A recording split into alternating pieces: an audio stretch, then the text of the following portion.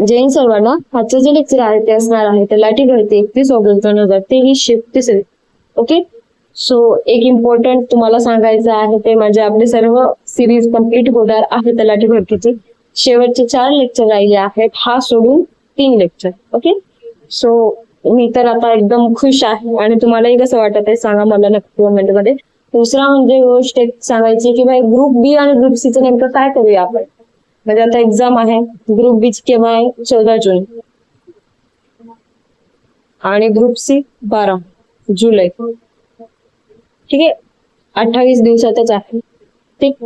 So काय करूया आपण नेमकं ते मला तुम्ही नक्कीच एकदा सांगा. मी तर असं विचार केलेला आहे, म्हणजे तयारी पण ठेवलेली आहे मी की ही गोष्ट करायची आहे, यामध्ये खूपच तुमचा काय म्हणतात प्रॉफिट होईल अशी एक गोष्ट माझ्या डोक्यामध्ये आहे. पण तरी तुमच्या मनाने तुम्ही सांगा की मी माझी ट्रिक काही युज करू जे प्रॉफिट वाली की तुम्हाला काय वाटते ते सांगा, ते युज करा. ठीक आहे. सो स्टार्ट करूया लेक्चरला. पहिला प्रश्न काय म्हणत आहे, शिशु किशोर आणि तरुण या उपयोजना भारत सरकारच्या खालीलपैकी कोणत्या सामाजिक सुरक्षा योजनेचे भाग आहेत. बेसिकचा क्वेश्चन आहे. प्रधानमंत्री मुद्रा योजना जी 2015 मध्ये आली होती. ठीक आहे, 10 वर्ष झालेली आहेत त्याला, 8 एप्रिल 2015. ओके. दुसरं म्हणजे शिशु किशोर तरुण त्यांच्यासाठी किती पैसे लागत होते ते आपण पाहून घेऊया. आणि दुसरी इम्पॉर्टंट गोष्ट यामध्ये एक विचारतात की कोणत्या कंपनीची उपयोजना आहे, कोणत्या स्कीमची उपयोजना आहे. तर सिडबीची उपयोजना आहे. कशाची आहे? सिडबी. ठीक आहे, हे एक झालं. शिशु म्हणजे छोटा, एकदम लहान. किशोर म्हणजे थोडस किशोरवयीन मुलं कसे असतात, मोठा, मध्यम. तरुण म्हणजे जास्त. आणि आता तरुण प्लस आलेला आहे. तरुण काय आलेला आहे? प्लस. ठीक आहे. शिशुमध्ये किती पैसे मिळतात तर 50,000 मिळतात लोन साठी. किशोरमध्ये किती पैसे मिळतात? 50,001 ते 5 लाख पर्यंत मिळतात. ठीक आहे. तरुण मध्ये किती मिळतात? 5 लाख ते 10 लाख. ओके. आणि तरुण प्लस मध्ये किती मिळतात? 10 लाख ते 20 लाख पर्यंत. हे कोणासाठी असते? ज्याच्याकडे शेत नाही, काही नाही, म्हणजे एक बिझनेस करायची इच्छा आहे त्यांना, या लोकांसाठी मिळतं. ठीक आहे. लोन टाईप देणारी आहे शिशु किशोर आणि तरुण योजना. नेक्स्ट क्वेश्चन पहा. हा करंटचा क्वेश्चन आहे, हा आपण नाही करणार आहोत. नेक्स्ट, महिला शिक्षणाच्या संदर्भात पश्चिम भारतातील कोणते नाव घेतले जाते?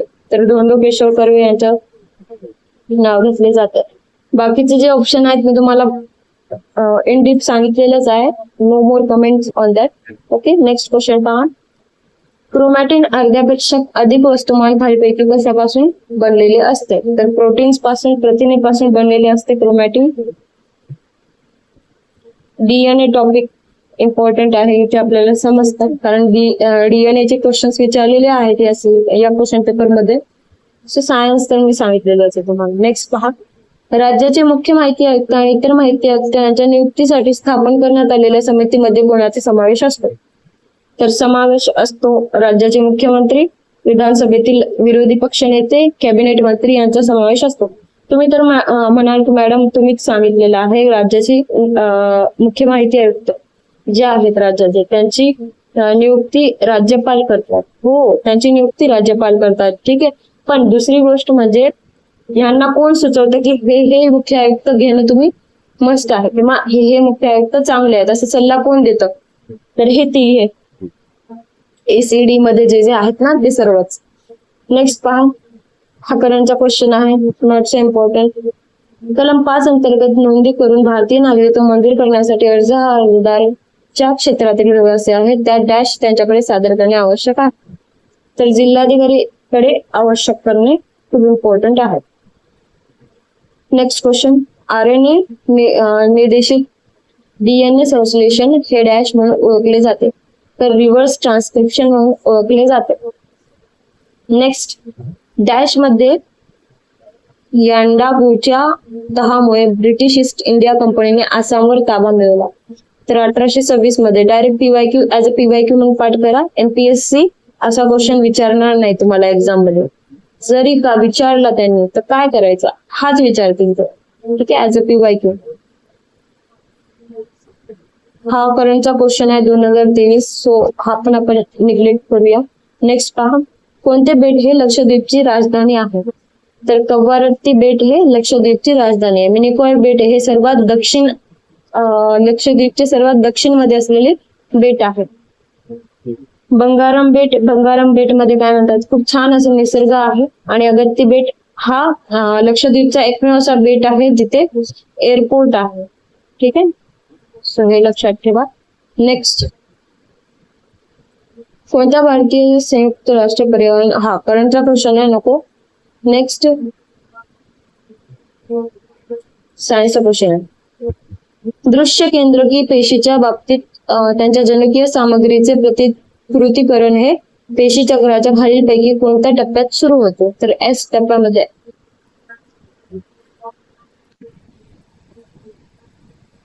ठीक आहे, एस टप्पा इम्पॉर्टंट आहे. Next, all India Muslim league AIML ला मुस्लिम लीग या नावाने ओळखले जाते. त्याच्या स्थापनामध्ये डॅश मध्ये ढाका येथे झाले. तर ऑल इंडिया मुस्लिम लीगची स्थापना 1906 ला झालेली आहे ढाका येथे. आणि दुसरं म्हणजे अली जिन्ना यांच्यामुळे, यांनी फादर ऑफ पाकिस्तान असं म्हटलं जातं. दुसरं म्हणजे त्यावेळेस व्हॉइसरॉय कोण होते, तर मॉर्ले. एक सेकंड, मॉर्ले नाही, मॉर्ले की मिंटो, यार कन्फ्युज होत आहे मला.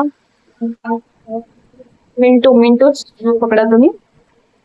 ठीक आहे, तर मिंटोच्या काळात झालेली 1916 मध्ये लखनौ मध्ये त्यांचा संमती करार झाला. म्हणजे काय झाली होती, एकतर फूट झाली होती, पण 1916 मध्ये लखनौ येथे AIML ची आणि INC म्हणजे इंडियन नॅशनल काँग्रेसची युती झाली होती 1916च्या लखनौ मध्ये. ठीक आहे, तेव्हा कोण होते आज अध्यक्ष INCचे आय थिंक सो जहागीरदार होते.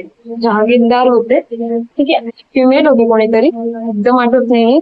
आणि याच 1916च्या लखनौ टायमिंग मध्ये जहाल आणि मवा यांची पण युती झाली होती. ओके, अजून काय सांगू तुम्हाला यामध्ये, तर जिन्नानी 14 मध्ये 1929 मध्ये मांडले होते.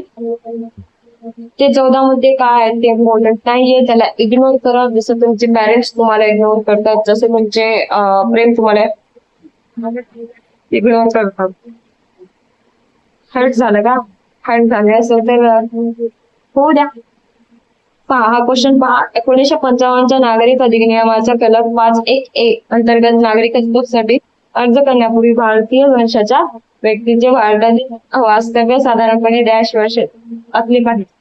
तर 7 वर्ष असले पाहिजे, खूप इम्पॉर्टंट आहे. ठीक आहे, 7, आता सध्या 14 वर्ष काहीतरी करणार आहे, तेव्हा गेले तेवढं एकदम माहित नाही, पण जर विचारलं तर किती वर्ष करणार आहे, त्याचं न्यू असं विचारलं तर 14 वर्ष. नेक्स्ट, खालीलपैकी कोणत्या अनुच्छेदामध्ये धार्मिक आणि सेवाभावीसाठी संस्थांची स्थापना आणि देखरेख करण्याची तरतूद आहे? सांगा बरं, सर्वच रिवाइज करा आर्टिकल. स्प्रेडशीट मध्ये सेव्ह ॲज फाईल साठी कोणता शॉर्टकट आहे? तर F12 हा शॉर्टकट आहे.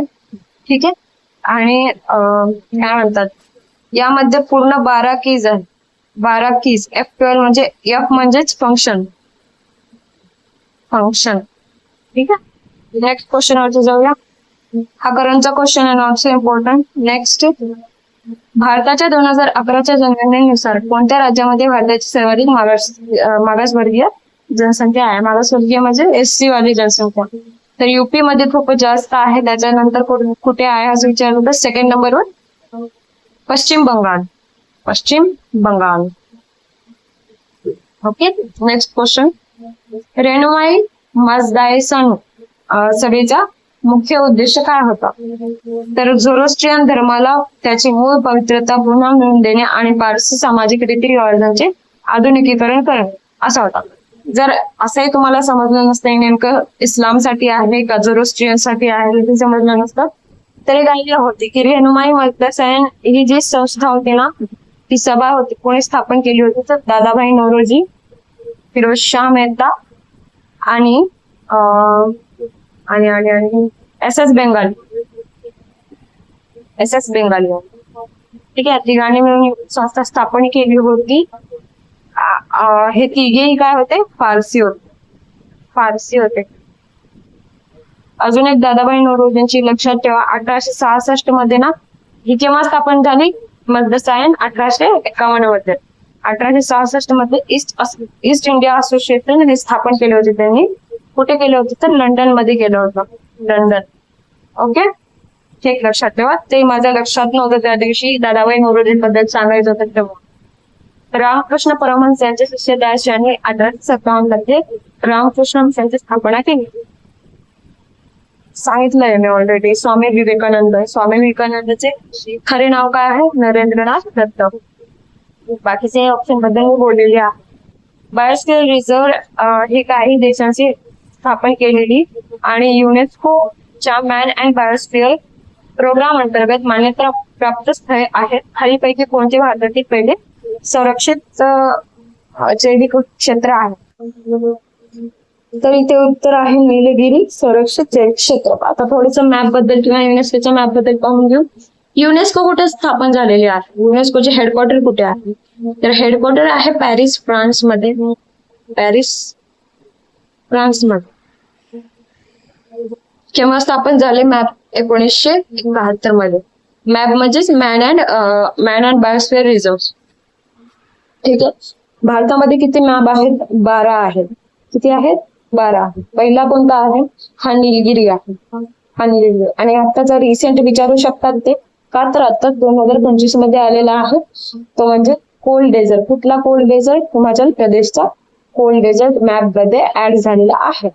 ठीक आहे, 12वा आहे हा. ओके, घोषणा कधी झाली होती, फर्स्ट नीलगिरी आहे म्हणून 2000 मध्ये झालेली. नीलगिरीची स्थापना केव्हा झाली होती भारतामध्ये, 1986 मध्ये. ठीक आहे, सो समजलं तुम्हाला एवढं. नेक्स्ट क्वेश्चन वरती जाऊया. भारतातील खालीलपैकी कोणते राष्ट्रीय उद्यान एक्समी गेंड्याच्या विकृतीसाठी ओळखले जाते, काझीरंगा नॅशनल पार्क आसाम मध्ये, आसाम. ठीक आहे, कान्हा नॅशनल पार्क कुठे आहे, कान्हा आहे MP मध्ये. सर्वात जास्त नॅशनल पार्क कुठे आहेत, मध्य प्रदेश, MP मध्येच आहे. वजाहत हबीबुल्ला हे डॅश होतं, भारताचे पहिले मुख्य माहिती आयुक्त होते ते. आता सध्या कोण आहेत मुख्य माहिती आयुक्त, सांगा बरं, राजकुमार आहेत.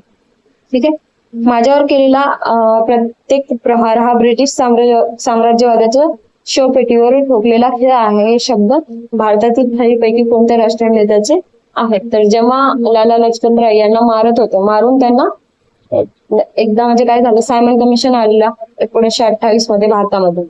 ठीक आहे, तर थोडासा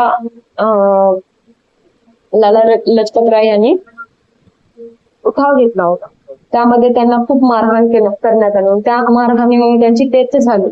म्हणजे जेव्हा मारहाण होत होती तेव्हा त्यांनी हे शब्द बोलले होते. ठीक आहे, आणि त्यामुळे सॉन्डर्स याला कोण मारून टाकले, तर भगतसिंग यांनी त्याला मारून टाकले. ठीक आहे, नेक्स्ट झाले पूर्ण 25 क्वेश्चन झालेले आहेत. सो आता बाकीचे 3 क्वेश्चन पेपर राहिलेले आहेत, आपण आरामात घेऊया. आता सध्या काय इम्पॉर्टंट आहे, सध्या आहे इम्पॉर्टंट ग्रुप B आणि C, त्याचं आता उद्यापासून स्टार्ट करेन. ठीक आहे, कसं वाटलं तुम्हाला लेक्चर, नक्की कमेंट मध्ये सांगा. चांगलं वाटलं असेल तर लाईक करा आणि शेअर पण करून टाका.